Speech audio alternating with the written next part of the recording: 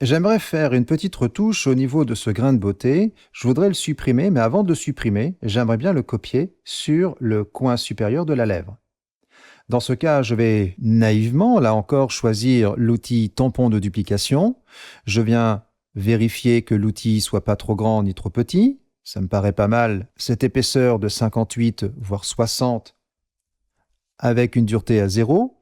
Je suis en mode normal, une opacité 100%, tout va bien. J'échantillonne tous les calques parce que je suis sur un calque retouche que j'ai créé auparavant. Je peux donc ponctionner cette matière. Je viens avec Alt enfoncé récupérer ce grain de beauté. Maintenant, je m'apprête à le placer ici et effectivement, le fait de le placer sur ce côté-là va faire un simple copier-coller avec la couleur et la luminosité de ma source que je vais appliquer sur ma destination.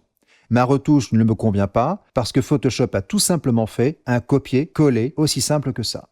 Je vais donc annuler mon opération avec CTRL Z et je vais refaire exactement la même opération mais avec un autre outil que je vais retrouver dans la partie supérieure ici qui s'appelle l'outil correcteur. L'outil correcteur va travailler de la même manière que l'outil tampon de duplication.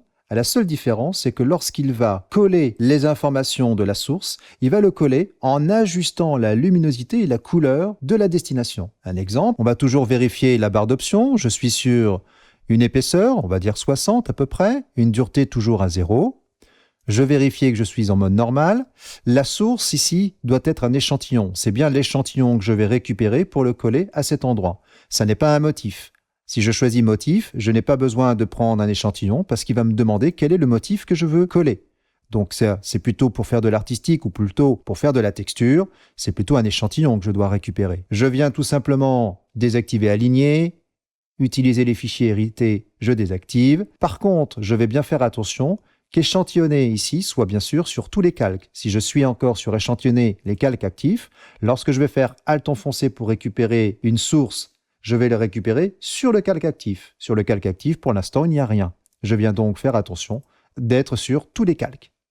J'ai plus qu'à utiliser Alt enfoncé, récupérer cette matière et la coller à cet endroit. Vous allez voir que lorsque je vais cliquer et glisser un petit peu ma souris, Photoshop va automatiquement ajuster sa luminosité et sa couleur en fonction de la destination.